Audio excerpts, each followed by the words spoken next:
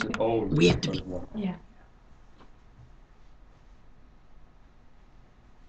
Welcome to Lansing Online News Radio. This is WLNZ 89.7 LCC Radio here in Lansing, Michigan. I am Bonnie Buckaroo, and I'm joined by my co-host Bill Castanier, and he has been busy these days with the East Lansing MSU One Book, One Community Read. They've decided now on their book for the fall, I understand. Right, they did. They released the name of the book this last Friday. It is The Yellowbirds, which some people may have heard of because it was a finalist for the National Book Award. It did not win. It's by Kevin Powers, and it is a Iraq War novel, one of the first ones that's considered serious. Um, Also vying for that award for National Book was Billy Lynn's Long Halftime Walk, which I've read, and it's by Ben Fountain, and that was an anti-war book, much akin to Catch-22. Really? It's really interesting. It takes place in about a 4-hour period home here in the United States, where some soldiers come back on leave to be decorated at a halftime game during a football, which Oh. does not sound absurd, does it? Oh. But it is. Mm. But this will be the one book that MSU students read, incoming freshmen, next fall, and then they tie in community-related events. It'll be interesting to see how they approach it, because the author himself says, by by definition, a book about war is anti-war. Oh. Mm. So it's pretty straightforward. It's going to be easy to see how it plays out. Now, are they going to do again where they bring in the author and he gives a Yes, talk somewhere? he's going to be in town twice. He'll be in late August, and then once again in early September. First, he'll talk to the community, and then he'll come back and talk to the incoming freshmen at the presidential assembly, or whatever it's called. Will they have read the book by then? Oh, absolutely. Yeah. Okay. You know, the vast majority of them read it anyway. Yeah. They get it during the summer and read it. It's a pretty simple read. It's not that difficult. It's not like some of the ones previously, which are really complex books. But it'll be interesting to see what this generation of students feels about the war. And I put a piece on Lansing Online News today about what if we had had a one read in 1966 when I was a college freshman. It would have been different, I think. I'm not sure what it would have been, but What would have been the anti-war book of that probably era? Catch-22 or Yeah, it Slaughterhouse was still World Five. War II Yeah, anti-war, right? yeah. Because there really was. Well, there was no Vietnam books, or there were so few. Right. But Catch-22 is like a book against all war, and sort of, When did Michael Hirst's Dispatches come out? I don't know. I do not know. It might have been around that time. And see, 66 on MSU's campus was still relatively early in the anti-war movement Yeah. on our campus here. 68, 69. Yes. Yeah. Yeah. U of M had already been in business, the anti-war business, for about 2-3 years by then. I have students who were going to be they're doing wiki projects, and a number of them said that they wanted to divide up the work by decades. And I said, well, keep in mind, decades aren't decades. Because the 60s didn't start till 68. Yeah, it didn't end till And the 60s ended about 60 and 74. Yeah. So I said, the problem is you really have to do eras, because decades don't They work don't very well. cut nicely. Yeah, I don't know why people just don't organize it so that, okay, it's 2000, now we have to change. But Yeah. The other thing is, it'll be interesting about this book is that a lot of your students, fathers and brothers, have been in Iraq and Afghanistan. Oh, See, yeah. that was a little less common. There were a few Well, soldiers coming back. Maybe not these kids, Not these kids. because most of these soldiers are from rural areas in the South, Yes, you're right. disproportionately. Yes, you're right. In for fact, the both two wars. in this characters in the book are from Virginia.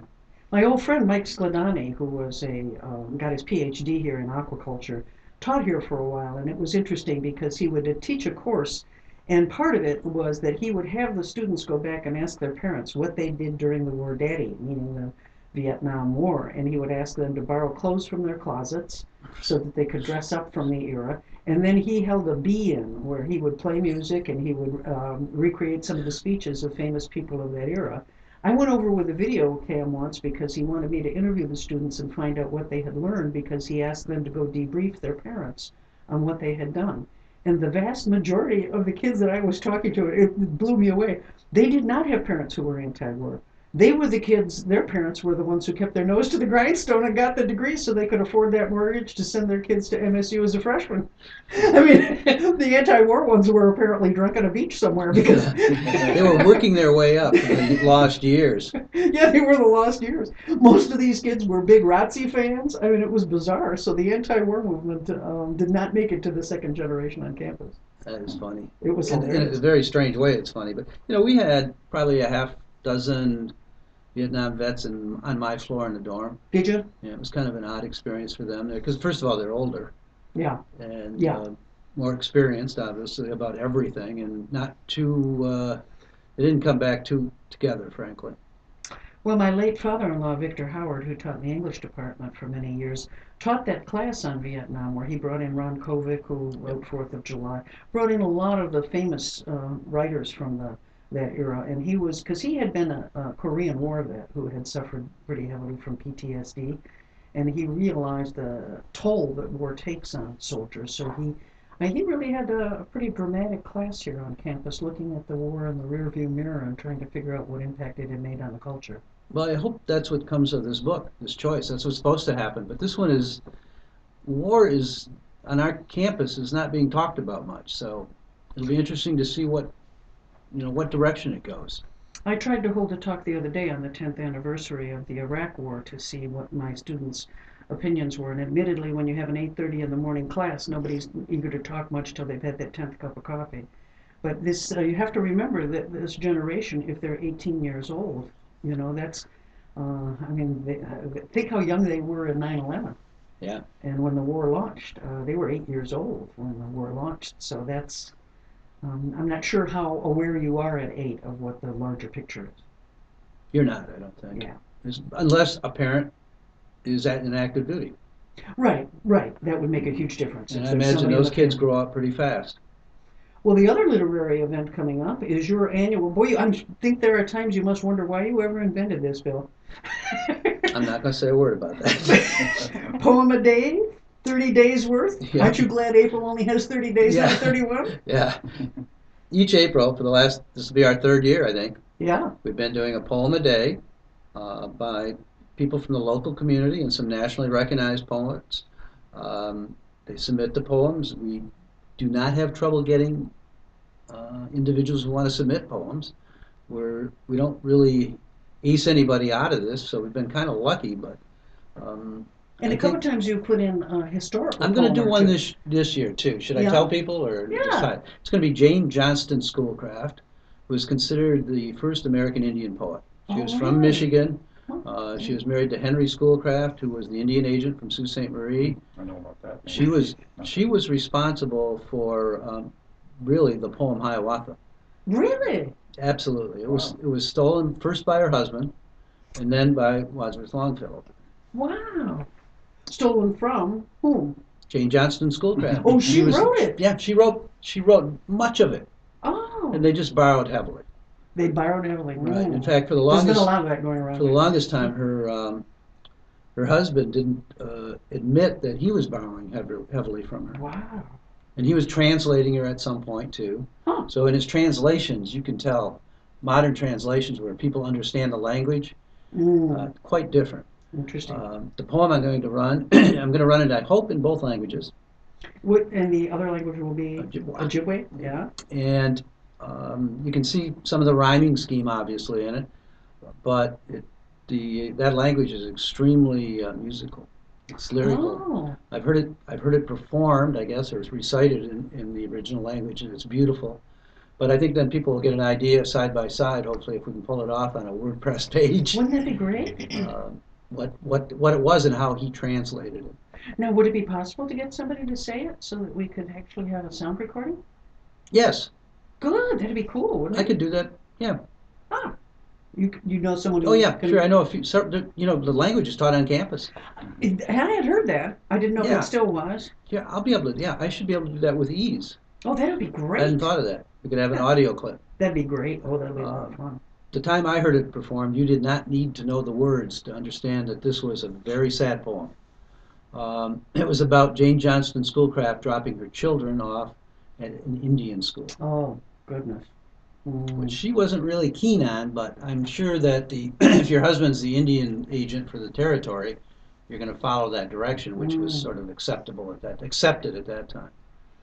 Oh, well, no, you mean she was dropping her? I was thinking She was of dropped.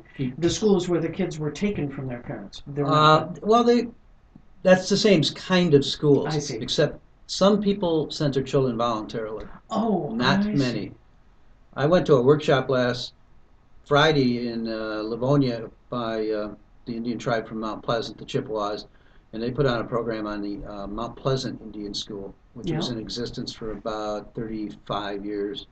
It was extremely emotional because most of the kids there were there by being kidnapped, basically, from their parents or their relatives. They didn't have parents and taken to that school and forced to be there.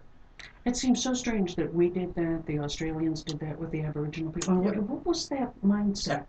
What I learned is almost every culture has done that Yeah, to people that they've to run. the indigenous people they came up Absolutely. Yeah, against. it's not an unusual thing And I wonder what that impulse stems from. to have them more like you.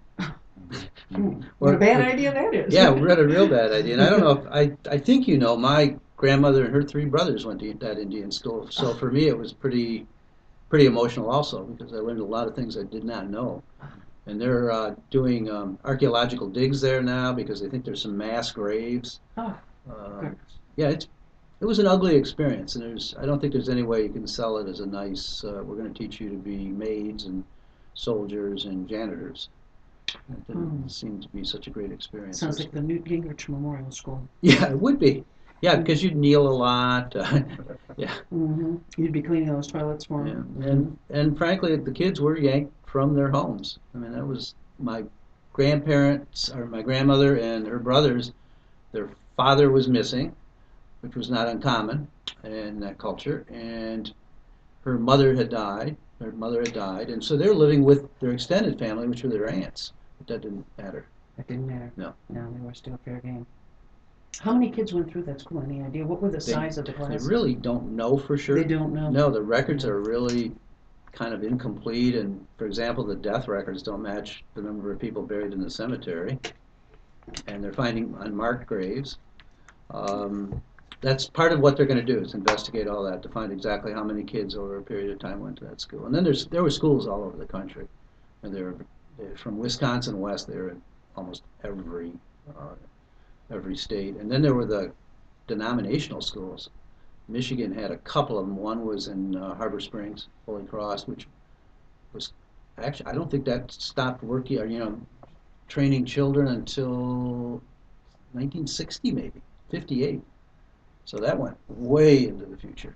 It seems so odd, doesn't it, that I mean, anytime we put children in groups like that, particularly in residential groups, they seem to be preyed upon by adults so badly. I mean, any institution seems to be that's designed to try to help them. And I haven't heard any bad news yet out of what the old Father Flanagan's Boys Town. Remember when I was a kid, that was a big deal. But I have a feeling there probably wasn't good news there either. I I mean, think not. we don't do well when we put kids into institutions like that.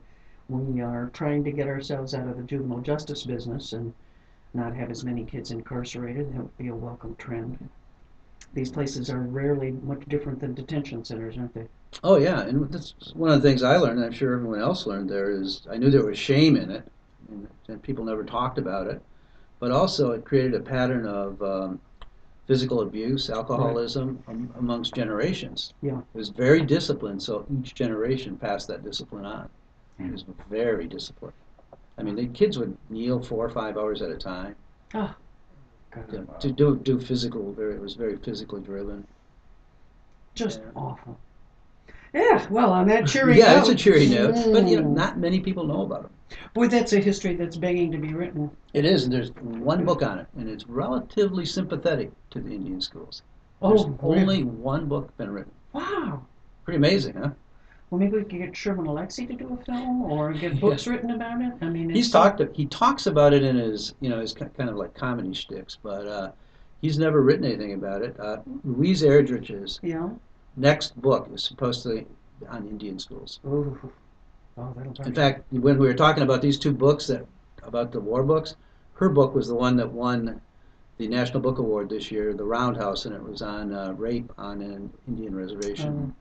She's a remarkable writer. Sure American is. Treasure. Hmm. Well, I went last week to an interesting session. The Sierra Club held its Less Equal More. We had talked last week with Ann Woody of the Sierra Club Michigan chapter about less is more and the idea of bringing sustainable agriculture here to Lansing, Michigan and all around the state. And that sort of leads into the introduction to our two guests. First of all, this is LCC Radio, WLNZ 89.7 here in Lansing, Michigan. And we're going to be talking tonight with Sam Rose and with Leanna Beach, I'm sorry, Leanna Beach. And it extends from the conversation that sort of began last week with Ann about the Sierra Club. What the Sierra Club did last Thursday night was brought in some nationally recognized experts and some locals as well to talk about the importance of trying to find a way to encourage sustainable agriculture here in the state of Michigan. There are real opportunities to make Michigan a food hub for this, to really sort of showcase and make it a regional hub for food in the Midwest because we're uniquely positioned to do that. We're the second most diverse agricultural state behind California. We have, with the hoop house boom, opportunities to do year-round agriculture here that we haven't before. And they had on the program a man named Maynard Beery from Mason who's doing pasture-fed beef. And he's the one who's busy buying the grass. He's going out there and mowing the grass at our golf courses and hauling it away so he can. He said he'd prefer to just fence in the golf courses and have his animals right on the land, but they won't let him do it. He's hoping to talk them into it, though. But we have invited Sam Rose and Leanna here, Leanna Beach here, to talk to us a bit about some plans that are underway for trying to implement this kind of strategy in the city of Lansing, turn Lansing into an urban farming hub. And maybe you could tell us a little bit, Sam, what's the background in this? How did you get involved? Well, look, Leanna actually has more direct involvement than I do. I came across Leanna in a group that she's working with. Some of them are folks that graduated from MSU, and some of them are folks that came from the AmeriCorps program, or just a diverse group of people that were already tied in the local food system movement in the Lansing area in different ways. And they all just kind of bootstrapped and started a bunch of gardens in the east side of Lansing, some of it in the Lansing Township part that's adjacent to where the 496 highway goes through, so a lot of ignored. Urbandale? Yeah, Along the Urbandale Urbandale. neighborhood. Mhm. So, and a lot of people in the area recommended that I come and talk with these folks. They're founding a cooperative called Capital Village Fair Trade Cooperative, or now we're calling it Capital Village Trade Cooperative. Mm-hmm. And Leanna and some other folks in the group have done a lot of work to make a CSA this year. A lot of them already had experience last year selling in most of the area farmers markets as individual farmers. But I think Leanna should really talk about it. That she's actually, what they've done is pretty remarkable. I've worked on these issues in other cities. People have tried to make progress, and I feel like the group here in Lansing actually has made Well, serious progress. you are part of the Future Forward Institute. Is that the vehicle that you've been using for these kinds of initiatives around the country? Yeah, the Future Forward Institute, it was one group that was more of a think tank, and I also work with a group of real investors that have invested in worker-owned cooperatives and founding cooperatives, and that was Hollymead Capital Partners. And a lot of those have kind of gone dormant, but really I just joined this group Really? and just said, I'm going to help these folks. Maybe I can bring investment down the line, but I'm trying to help just go at the speed that they're ready to go at, which is what I basically described, like starting a CSA. They're starting gardens, and just trying. I'm trying to bring what technology they're ready to use now, websites and different tools. Ah, I can do a lot more, but we're just kind of growing this organically and at the speed that people are ready. A lot of them are doing it in their own spare time, so it's not a full-time job yet for anybody. But things have moved pretty fast. There's like 20 people in total that are involved, and meeting once, twice a week, and Leanna can tell you yeah, tell about the me more. farms and what's What is your happening. background? My background is I graduated from MSU in 2010, and I work in a nonprofit in Lansing, and I'm starting, in 2010, I helped start the Learning Leaves Community Garden. And Learning Leaves, where was that? that, we have several different lots. The primary lot is at the corner of um, Francis and Elizabeth, Oh, okay. I and know it's where we have a double lot there, and that's our primary location. And now I'm also starting a new garden, Clover Row Urban Garden. But for the primary focus of Capital Village Trade Cooperative is on having local farmers and entrepreneurs and artisans work together to access markets and bring in both to make it a sustainable proposition for small farmers and entrepreneurs in the area to develop markets and work together to make the local urban farming and also in general local farm food entrepreneurs, and we're hoping to expand to anyone who is interested in forming that kind of Yeah, enterprise. it's a real experiment in so-called collaborative enterprise, and they talked about that when I first got together with them, and a lot of people talk about that, but this group is really, really committed to doing it collaboratively, and when new people are brought in, to, if that person's dedicated to actually pitching and working, then working out how to make them part of the decision-making process. And it's hard because to really do things, you have to have people that are willing to take ownership of things.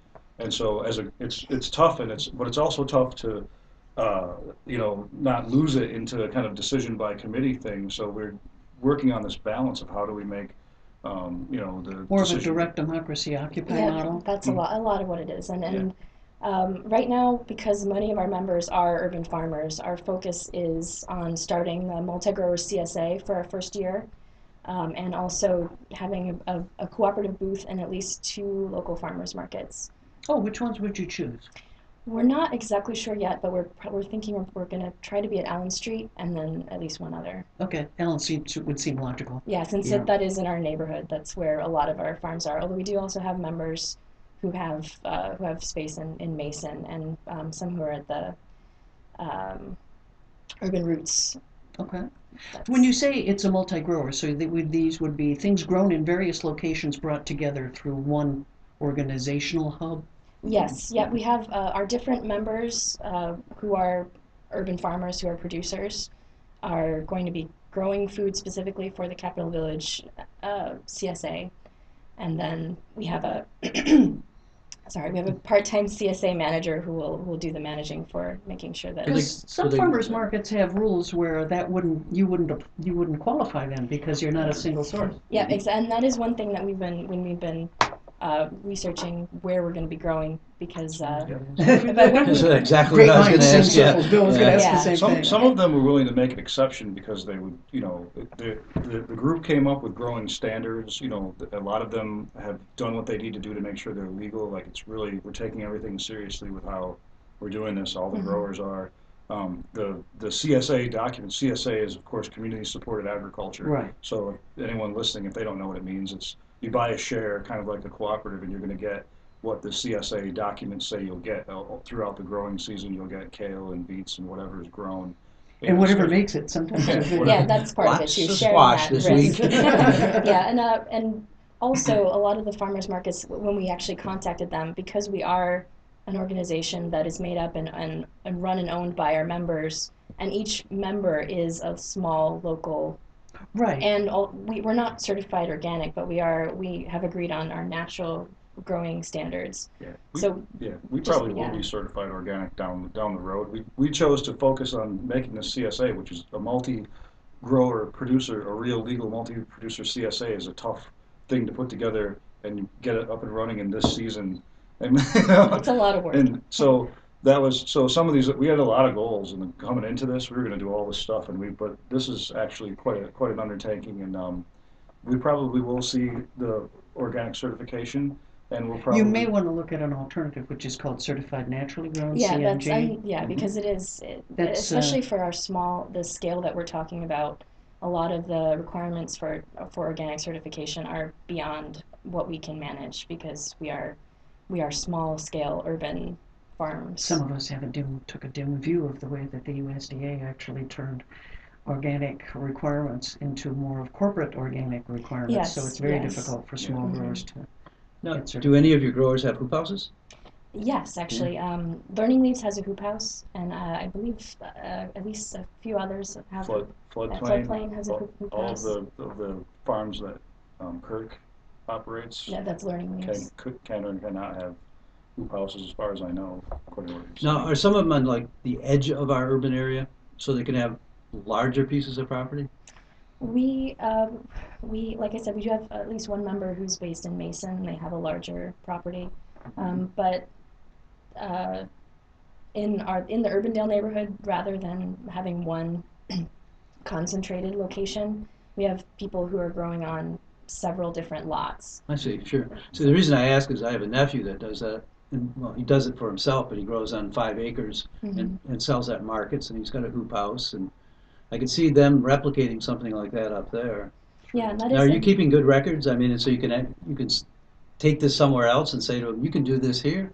we are keeping good records, and that's one of the things with the CSA that that's in all of our documents, that each grower has to keep records, and then we have, as an organization, a lot of meetings, and we have an online forum, and so we're taking care to make sure that. I've been friends with people, both Greg Newsom of Revolution Detroit down at the farmers market there, and also Malik Yakini, who did a workshop with a while back and on video stuff, and he's won all sorts of. I think it was actually a James Beard kind of award he won this last year for his urban gardening efforts in Detroit. And they've been really stymied by what's happened down there. There have been attempts to really make Detroit a showcase for urban gardening. People like Greg Newsom, they've had a raw food restaurant that his wife ran. The neighbor made tempeh in his basement. I mean, they were really doing. A group of very talented young artistic types would come into a neighborhood, be able to buy places relatively cheaply. It's cheap living, and then try to find this way to have not just food but other artisanal, products available through this kind of network. And they've been kind of stymied because what's happened now, as we see in Detroit, is that the Hans brothers have come in and they've decided to put in a large tree operation on that land instead. And there had been hopes of turning that into let a million flowers bloom, in this case, let a million rutabaga bloom across the community, but it didn't turn out that way. Are you running into bureaucratic or economic roadblocks in making this happen? Right now, the city of Lansing and the Ingham County Land Bank is a really great has a really great garden program, and there is a lot of support for urban gardening in the city of Lansing. And so what we're doing now is trying to make that transition from urban gardening as a sort of neighborhood beautifying project Mm-hmm. to make it something where the small scale urban farmers can actually try to make a living. Ah. And so, and at this point, I don't know. So it's the gardener versus farmer Yes. model, Yeah. transitioning from individual gardeners feeding their families, or at least partially feeding their families during Yeah. those. Okay. And we have gotten a lot of support just initially. I mean, we're a pretty new organization. We have gotten a lot of support, and we haven't run into that kind of roadblock yet, but we'll see as we get more developed. And that's part of the power of the cooperative model, because individually, as a small urban farmer on these lots, we wouldn't have that much power to go up against the larger commercial interests if something like that were to develop. Right. But as the cooperative, where all of us are working together, that's part of our goals, is to make sure that we can protect our model and make sure that we can have these opportunities going forward. Yeah, most of the producers now in the group are supporting both the community gardening with the people in the neighborhood in a volunteer basis, or helping with that. And then they're also growing food and they're selling it at farmers markets and supplying the CSA, and probably going to donate some food to the food bank, just as so that we're open to all of that. The city of Lansing has said that they're pretty supportive of this. They cautioned me when I talked to some administration folks that maybe some neighborhoods might not be keyed up with it, and some are. Like the east side of Lansing is just like, yeah, let's do this. But maybe some other neighborhoods are just kind of like, we don't want to see this. And it's, well, I guess we'll find out, because we were thinking about in the coming years trying to expand out of the east side of Lansing and work with other groups and other neighborhoods, and get all over the whole Lansing area. But we ran into this when I worked in Pittsburgh. There was a big craze in maybe 3-4 years ago with urban agriculture, and then a lot of it fell apart. It did, didn't it? There were a lot of grants, Right. and people were using that to do the urban agriculture, and so then. And when the grant ran out, the program ran out. But then those people that remained, they started looking at where there's a huge food market in Pittsburgh and Youngstown, Ohio, in that area. So people started mapping it from that and saying, who could we sell this food to? And it's kind of partially where we're at now. But we're not just totally about for-profit focus only. We're trying to support the programs that started these gardens on the east side, but also transition. And so basically, I think it's going to remain mixed use on the east side of Lansing, community gardens with commercial agriculture and specialty produce crops, not commercial agriculture like corn rows of like monoculture Right, style, right. Yeah, we're talking not commodity crops. We're talking. Not at all. And I think there's a culture in Lansing. I grew up in Lansing. A lot of people that are in Lansing are farmers that moved to Lansing to work in factories. And I mean, the whole south side of Lansing used to be an orchard, and you had Lansing Gardens and businesses like that that were Yeah. growing food right in the city limits for, from in the 40s and 50s and 60s. So it's not massively shocking to everybody in Lansing that, you know what I mean, that you see Right, this I agree with going you. on. I think there's been a tradition of It's, that. it's a good place to try this, actually, and is what I think. Just, This is LCC Radio, WLNZ, here in Lansing, Michigan, and we're talking with Sam Rose and Leanna Beach from the Capital Village Trade Cooperative. Capital Village Trade. Okay, because you. Well, what other products have you expanded into besides the? Have you expanded beyond farm products yet?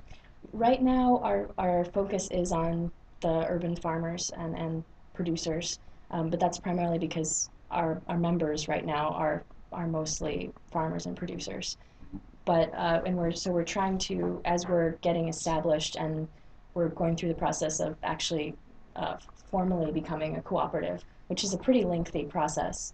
And so yeah, right now our focus is for at least for the first year is on the CSA and the farmers markets. I went to a Master Gardener program on marketing your farm produce that was out in Mason a few years ago, and they were a woman was there from the Toledo Farmers Cooperative, and that they were establishing one there. It is actually very hard to do. I mean, it is hard because you have to try to have reliable sources of supply year round, and not just. I mean, because the CSA model is always you get what you get if we've got it, and you might have a whole bunch of kale for a while, then you might have a whole bunch of cucumbers, but you're not going to necessarily have them in the same week, so that kind of thing. So it is difficult to work out all the kinks in these things, isn't it? And the government doesn't seem to make forming cooperatives all that easy either.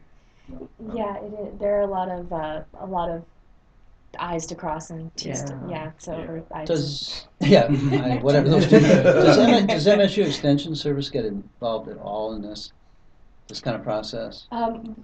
They do, and right now, actually, the product center at MSU has been helping us a lot, and they are specifically aimed at agricultural entrepreneurs. Yeah. And so we've been meeting with them, and they've been a big help in just advising us on the best process to go through because there are so many things that you want to do. They've helped found cooperatives too. They helped Yeah. found like a fishing cooperative up north somewhere by Traverse City and so I don't know what the rest Fishtown. of them- Yeah, It's Fishtown.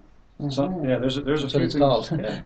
And we are looking into other things, and we kind of decided if we start new businesses this year, it's probably going to happen once we get all this underway and everyone feels really comfortable with the CSA and they feel like it's just smooth sailing. And if we start new businesses, we'll probably start businesses that will support the CSA. So maybe value-added products from the Right. seconds that come out of the CSA. And I've been talking with a few people in the Baked group. goods, jellies, jams, that Mhm. kind of stuff. Bees, Yeah. honey. Maybe baby food down the road or whatever. There's profitable products that you could make from natural and/or organic, specialty. The cottage food law allows for certain kinds of food products that you don't have to do in a certified kitchen, which opens up a whole new arena for people who want to do sort of home-based, and then if it gets big enough, they move out of home and into a certified kitchen. But there are restrictions in that law. MIFMA, the Michigan Farmers Market Association, has quite a bit of information on their website about and some YouTube videos on what does and doesn't qualify for the cottage food law, which I know because I edited the video. So.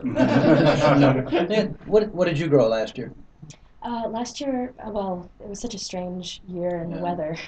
Like tomatoes, did they ever ripen? I forgot. Yeah, I think in August was when we first yeah. started getting our tomatoes, and then we got a lot of them. But we at Learning Leaves we grew quite a variety of crops, a lot of tomatoes, eggplant, and peppers.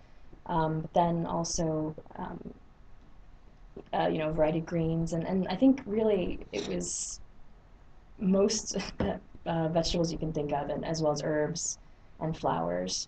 And I think all of us in the cooperative who are growing are sharing that kind of similar model because diversifying, it's a lot easier to, you have a variety of things that favor different conditions, and then, if it's a bad year for one thing, it's better for something else. And this year it's a little bit different just because we are going for the CSA, and so we have to keep much more careful records. But really, I think most urban gardens that I've seen aim for that variety. I want you to know, Bill, that my house is currently done in very large plants that were supposed to go to the hoop house weeks ago, but just after I got them hardened, it got so cold that I decided I didn't want to risk losing them altogether. I wasn't sure I could frost-proof them well enough with the frost cloth, but now I'm slowing down on starting the new ones because there's only so many slots. I had a 26 by 36 foot hoop house. So I'm hoping that next week all of the lettuces and Brussels sprouts and kale and all the rest of it get out there. But boy, I'm starting to harvest from the living room now. The romaine is big enough that we've had 2 or 3 salads out of the I don't think romaine that's from the living room. what they're talking about in this, Bonnie. Urban gardening is, it doesn't mean in the house. Well, yes, but see, now I have discovered that you can, by the way, folks, you can take the ends of your romaine that you buy commercially and your celery, Oh, start yeah, them in grow. water, Yeah. and then put them in little pots. So now I've got little pots of those all over the house as well. We're going to have to move out pretty quickly because it's going to be the house is turning into a giant hoop house. Needs a little moisture in the house too. And I did want to say congratulations also. Laura DeLind has been very involved in this movement down at Urbandale. Mhm. And Eric Schertzing, who visits us once a month and gives us an update, they were very instrumental in giving those houses that border on Urbandale down there to the people doing that farm, which is really a nice opportunity to take houses that were probably otherwise not going to be resaleable, rehabable, and be able to donate them to the cause. So I do think Lansing's a much more supportive environment than Detroit has proven to be. Yeah, the city of Lansing has a lot of really great resources for home gardeners and for community gardeners, and we're aiming to be complementary to that and to be part of that, but also because we do have more of an interest in that entrepreneurial side, it's a little bit different. Because Urbandale is supported by grants, and it's a Yes. really great organization. They do great work, but we are not supported by grants, and so Right. we're looking for Ultimately, that's a far more sustainable model. that's what our aim is. Yeah, that's a real issue. What we've also seen is communities are, I think, beginning to learn to tolerate the idea that you really don't need that chem lawn, front lawn anymore, that you should be able to turn that into your friendly local garden, and people should be gardening in their front and backyards rather than turning it into turf and literally poisoning the soil there and use it for that. But part of the challenge with that is carrying that one step further. We see the woman in Williamston who, because of her children's allergies, moved out of town and wanted this small farm where she could raise her own food. And here's one of the greater ironies in the world: the right to farm law. Yeah. Let somebody put in a 3,000 pig CAFO next to me, but right to farm doesn't mean that you can have 3 goats in the backyard yet. So are you looking at animal agriculture as part of that model ultimately, or? It's interesting you should ask that because actually today, right now, there's a group of people at the Ingham County Animal Control meeting about specifically aiming to allow goats in Goats, would yeah they? yes, Yeah, there's and a- that's Oh yeah, there's a goat movement in Yeah. my There's a goat movement? yeah urban goat movement. Goats Yeah, are it's moving great. through Lansing as we speak? Oh yeah, right in my neighborhood, there's 3, 4 people that are ready to bring goats in. They already have chickens and Mhm. ducks and whatnot on the east side of Lansing. The only thing you want to do with goats is make sure they don't get out. Yeah, and I mean that's Which in is the pretty difficult, frankly. that's in the ordinance that's being proposed, or I don't know if that's in the draft they're doing that. There would be requirements on space and on the fencing, Yeah. as well as not you would only be allowed to have more than one. I don't at least 2, because goats when they're not alone, they're much less likely to try to escape, and they're herd animals. So Right, yeah.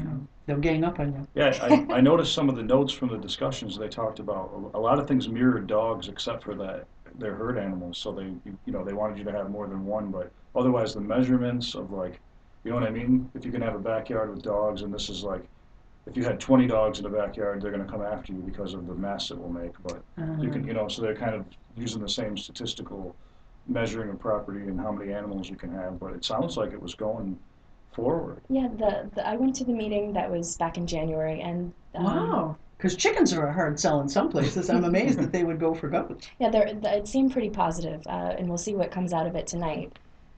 So I live in an odd neighborhood. First, we have too many trees. We can't grow anything. But I live on the river and up on a high bluff. And let's see, maybe 80 years ago, in the lower lands, that was all farmland, the whole thing. And it's city owned now. But you could put a lot of goats down there, let me tell you, because there were herds of cows down there. I've seen photos of it. Huh. It'd be real interesting. They're fenced in by the river on one side. Is that around here? Yeah, it's over on Tecumseh. Oh, okay. Yeah, Huh. just right off the Grand River. That was a farming area. That whole area was farming back then, but it was interesting because the cattle were what's called the bottomland. It's a long way away. One of my favorite books that I read in the recent past, a few years ago, was Novella Carpenter. Couldn't come up with her first name, had to Google it there. Novella Carpenter wrote a book called Farm City, The Education of an Urban Farmer. And then she started out and she was going to get bold with a couple of chickens, and she added a few bees, and pretty soon she crept over into the neighbor's lawn and started growing things there. And then the guy who lived in the abandoned car, this was not a nice neighborhood, the guy who lived in the abandoned car out front, he started coming in and helping. And pretty soon she got up to pigs and cows. You sort of noticed then. The people did start to, what? Well, one of my neighbors has quite a number of ducks, I think. Ducks, you think? Uh-huh. Yeah. Every now and then there'll be like 30 of them on his front lawn. Really? Not Canadian geese. No, they're not geese. No, we have unfortunately, we have Canadian geese too. They can go away any day. Can you farm those? I wondered about. Oh, Legally? actually, I wondered about that. I mean, can't you eat them? Aren't they like other geese? Oh, yeah. Oh yeah, you could, I think. There's no shortage of them. No, It's not like hunting wolves. no. But isn't it funny which animals we choose to Yeah. eat or not eat? I forget the comedian. It may have been George Carlin that said if we put little tiny cows on toothpicks, we tend to like things small like shrimp, but he doesn't know whether we do a whole cow on a toothpick. Well, there are people that I mentioned this to that I like rabbit are taken aback that, wow, eat rabbit? Actually, I raise rabbits. Oh, you do? I do. Do you sell them? No. Oh, but shucks. something. Pets or meat? Michael Moore stop by your house every once in a while? Yeah, we're raising them for meat, and right now it's just for our own consumption. They're great. They are, and it's one of They're the lean meat. They're very lean and they're very tasty. lean. It's one of the few animals meat animals that you're able to raise in an urban setting because of space and food requirements. So they're really great for that. Are you saying you'd be a market? I might have mentioned that, right? I really do I like rabbit. I don't know why, I always have. As I said, I was very disturbed years ago when I was doing a farm story on rabbits, and went down to a farm and was there with the thousands of rabbits. They hadn't found out they weren't being raised for meat, they were being raised for animal research. That's pretty grim. Yeah. So yes, I mean, I don't have a qualm about, I think many vegetarians, our concern is the way in which meat is done here in the culture. And I think many more of us would be willing to go back to getting some protein from an animal. I buy eggs now because I can get them from a neighbor, and I know how the chickens are taken care of, and I don't have to feel guilty. And Yeah. that does make a difference. It is an ethical issue. We talked about that a lot at the panel did, not I, but the panel at the Sierra Club Less is More last week. The main focus was on animal agriculture and the challenges of what's happening with our industrial farms, where we're both producing animals, breeding animals for these industrial qualities where they're alive for very shorter periods of time. They grow very quickly. Chickens that would literally fall over, being kept in battery cages, swine feeding operations. I've been in those operations and they're just horrific. I think we need to return back to this sort of human scale agriculture where you have a relationship with your food and you understand. I mean, I wouldn't be throwing out, I don't think people would throw out 40% of their food as waste if they had to grow it themselves. That makes you appreciate what you've got. And it doesn't. Although if you're growing it yourself, you also know that a lot of that stuff can become compost. Although, Yeah. but I very much agree, and that's one of the reasons that I have gotten into urban farming. I raise rabbits and chickens in my backyard for my own consumption and food self-sufficiency, and is a big part of my goal. But I think this kind of urban agricultural movement, a lot of what makes it so powerful is that reconnection, because Yeah. we are so disconnected as a culture from our food sources and from our what goes into that. When you go into the grocery store and you see. Can I ask, what about slaughtering the animals? That's the big hurdle. Novella Carpenter went with her pigs to the slaughterhouse, and she worked with a butcher and she slaughtered her own animals because she said she didn't feel it was fair to put that burden on anybody else. That when you take a life, it is a special thing. And I mean, I wondered how you handle that. And I'm not trying to. It's just a sensitive topic with me. I don't know if I could do it. Yeah, that is one thing that I was worried about. I did not grow up on a farm, and I did not have that experience when I was that age. And so now I was a vegetarian for a lot of years for that reason Yeah. because I felt that our meat industry is based on not just unsustainable model, but it's also I believe it's unethical. And so for me, coming into raising rabbits, that was a large part of my motivation. I actually just last week we had our first litter that was of the age when they were to be slaughtered, and I participated in that. You did. I did, yes, and I don't think I feel like if I'm going to be involved in raising them, it's part of the responsibility to. I agree. It's Mhm. just that I don't think I could do it. So that's why I think I will Yeah. always remain a nice vegetable farmer because those, so how far I have no qualms about harvesting that romaine, but I'm not sure when it looks back, I'm not sure I could do that. So I applaud you for It doing was that. difficult, and I think if I feel that if someone is going to eat meat, they Yeah, should at least be aware right. of the conditions that the animal was raised under. And I also think they should, you know, be witness to. You do. You have a moral obligation, really, Yes. I believe. I mean, because it would be unfair to take care of those animals and then sort of turn that over to somebody else, really. Hmm. It's your obligation.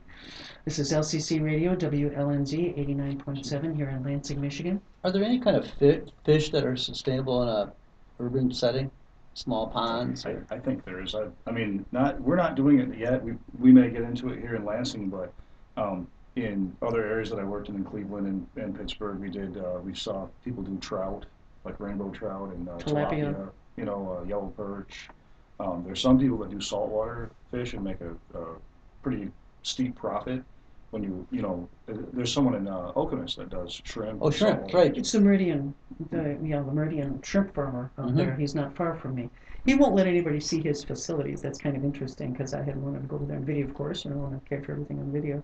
But part of what worries me about some of that is that it does, as we know from aquaculture, we're concerned about the spacing for animals in an industrial model, and some of it is quite industrial. Some of it is jamming a lot of fish into a relatively small area, so I would have some qualms about that. The salmon that you get at the supermarket that says farm raised is all dyed pink because they don't get enough light for their flesh to normally become pink, so they have to put a dye in it to make it look pink. So, that kind of. Then what did I do? Of course, I bought wild caught for a long time, right? Then I found out all the terrible practices with wild caught, so I don't know. I'm down to just sort of looking at the fish as I walk by and thinking, I guess I You need to don't. buy from Indian fishing. Exactly. No, yeah, really. And there was a move to take kids from the inner city and have them help in the planting of wild rice. Oh, yes, that's right, yeah. Yeah, there was the project in the Upper Yeah. Peninsula to reconnect young people back with their heritage, and because wild rice had been part of that, and so was the fish that ate it. There is a way too to do both fish and aquaculture, and they provide the nitrogen and the fertilizer Hmm. for the plants that grow right above them in these aquaponic kind of Yeah, systems that are. yeah, both. That's what I've heard of because Yeah. Hunter Park Garden House and the Student Organic Farm are both doing sort of small scale pilot projects Oh, are they? along those lines. Wow, be Mhm. back up there again with my camera. What do they do in the winter? I'm not sure. They have But very cold fish. Heaters, well, Well, see, that's unless it's deep enough. yeah. a lot of the ones that I saw in Cleveland and Pittsburgh were doing them inside of hoop houses, and so they're doing passive solar heating. The aqua part of the aquaponics works as a thermal mass and it holds the heat in, Ah, Or some of them actually they're burying some tanks in the ground and then putting this above it, so they're doing like a double thermal mass. The nice thing about aquaponics, I mean, this might not hold true across the board, but if you're doing aquaponics, you probably won't overstock the fish because ah. you'll lose the balance. You have to keep the Yeah, balance. if you have too many fish, you're going to ruin, burn your plants or whatever, I guess, with the poop from the fish or whatever's going on. The other thing that I find we have a small pond in our backyard. It's for entertainment of the animals who eat our fish. What we mostly found out, but we had some expensive blooming plants that I brought in the house this year, and I put them in our basement and put them in water, and they're gigantic. Really? They Yeah, did I well put down lights there. on them Oh, because they never, obviously they don't get any light outside yeah, ever. yeah. And I thought there's a market there because they Yeah. also sell those little cabbages or whatever the heck they are for obscene prices, Well, they do, don't they? Yeah. and they propagate like crazy. Wow. Pretty soon, that'll be your new enterprise. No, I don't No, think no, so. no. But those, I Giant don't think you can cooperative. screw up. Well, I spent Saturday, soon to be Dr. Chris Wright is a mycology expert from Michigan State University. He held a 3 hour workshop on growing your own mushrooms out at the Ingham County Conservation District office in Mason. And it was absolutely fabulous. There was one kid there, and I wish there were a whole bunch more kids there because it was so much fun. They had the logs, and you put the holes in the logs, and then you take those plugs and put them in and cover them with the wax, and you do all these kinds of things. I mean, there is a real opportunity as well for fungi, and as part of this whole mix. I did know there was a farmer selling a few years ago at the Meridian Farmers Market. He had a mushroom farm up north. We're seeing more and more people going into that, where they might have literally hundreds of these logs that are loaded with these mushrooms and different varieties, and varieties that you wouldn't normally see at a supermarket because they have such a short shelf life. Mm-hmm. But if you're doing a farmer's market, direct marketing, Mhm. you can narrow that window. The food that we're getting at Meyer now might be 7 to 10 days old by the time it comes from California, so a lot of these mushrooms won't make it that long. Yeah. But some of these varieties were just beautiful looking. And then I finally found, I'm starting my own blue oyster and gold oyster mushrooms at home and indoor shiitakes. I've gone nuts, so it's going to be bad. My husband looks at me very skeptically when I come home. I've known people that have had mushrooms growing in their bathroom, but it's not the same, Ooh. right? Accidentally? Yeah, Mm. not the same. Okay. But it seems the opportunities are really enormous to just explore all kinds of new things. That one, I've seen someone actually work out an enterprise business around it, mushrooms. That's what I And thought. I think someone here in the Lansing area, you could put together a small building on the corner of a piece of land, even like the size of the land that they're got their garden on now. If you want it year round, you'd have to, heat it and so on. But Right. the retail price for the mushrooms, if you do it right, is like way more than it's going to cost you to raise the mushrooms. And there's a huge market here. If you went around town and lined up markets, not just farmers markets, but actual stores, Restaurants. Restaurants, and I was gonna restaurants. My say. nephew sells, and it was by default. Somebody just saw him at a city market and said, "Do you have enough to sell to restaurants on a routine basis?" And so he's got like 5 restaurant accounts now. Yeah, Mhm. it becomes a It's logistics. really profitable for him. Yeah. We have places like, Soup Spoon and Red Haven and those Yep, kinds that of would buy. restaurants that rely, Artie's, that would love to have, I'm sure, all local products. Mm-hmm, And it would seem they'd be a logical home for some of this. Is that part of the mix you're looking at? That is part of the mix, and that's part of the importance of the cooperative, because even if as smaller growers we wouldn't be able to necessarily grow enough to sustain that kind of contract, as a group, as a whole, we have enough that we can. mm-hmm. And that is one of our longer term goals, is to expand and to build sort of the Capital Village cooperative brand, and be able to sell to these markets. And so you play the role of really doing setting up the infrastructure for social media, record keeping, all of the sort of geek side of this, right? Yeah, I do. And, well, once we get into some of the things that Leanna just talked about, I'm also going to really try to help bring some of the third-party logistics for local food work that I've done in other places Yeah. into play. But it'll be really in concert with if we get real customers and they have real food to give, and working it out with whoever's going to need that supplying what I've helped meet these challenges in other regions. And it's a big challenge. There's nobody that can supply somebody's big order. Not even, even if we had 10 times the amount Right. of That's growers, the big challenge, isn't it? in other areas, there's been growers that have like 20 acres, and they can't keep up with a large like chain restaurant or 4 or 5 supermarkets in the area. They're going to want like 20,000 boxes of something, or whatever. Meyer basically has contract growers, and they have to be. It's a symbiotic relationship, and it's not a hit or miss because they can't go without tomato. Gee, we're not going to have tomatoes this month. That didn't do well. You're right, it's a dedicated operation, and a company like Myers hires a larger third-party logistics company that has huge trucks, and they work it all out, and they just hand it off to this company.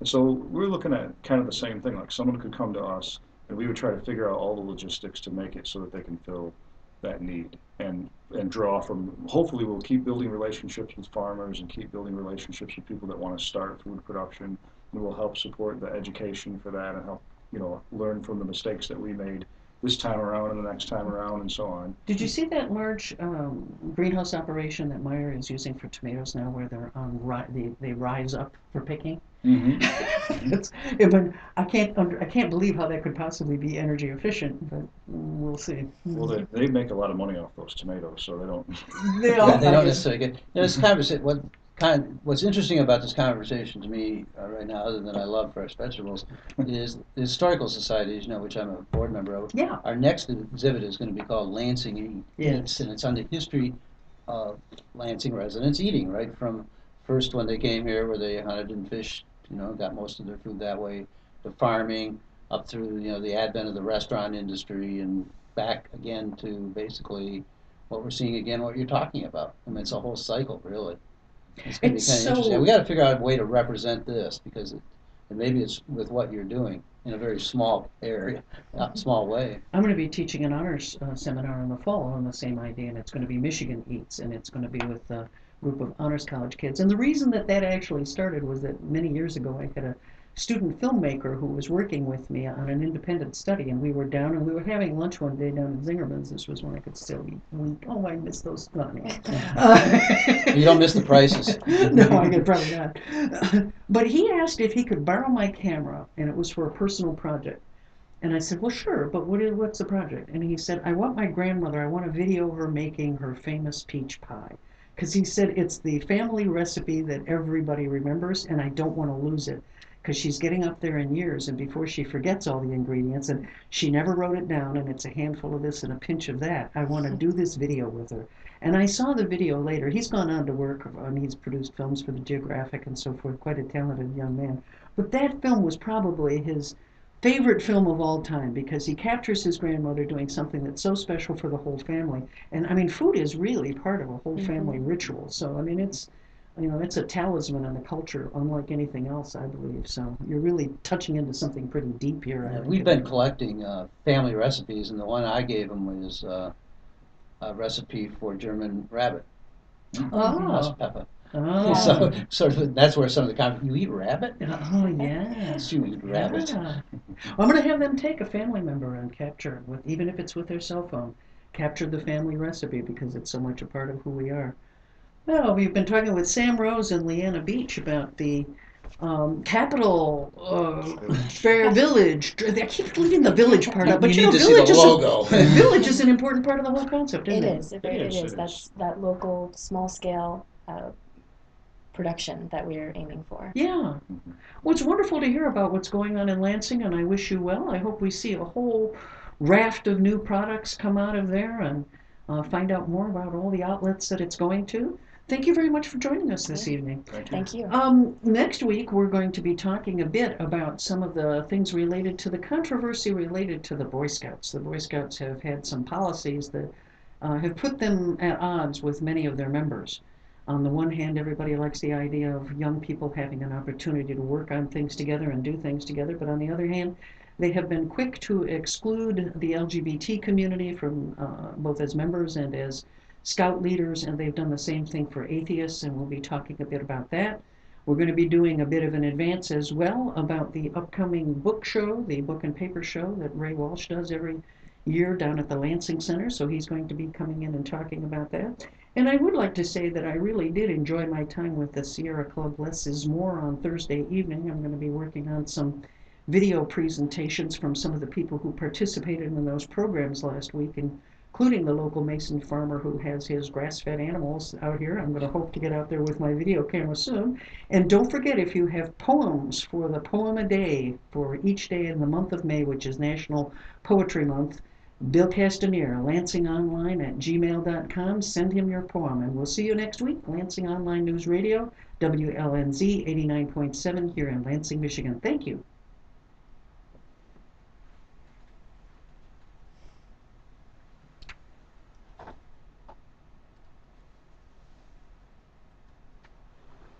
Thank you for coming, that's interesting. Yeah. You guys must be getting That's a exciting. great It's program. pretty soon to put the stuff in, huh? You got stuff started already? Yeah. we do.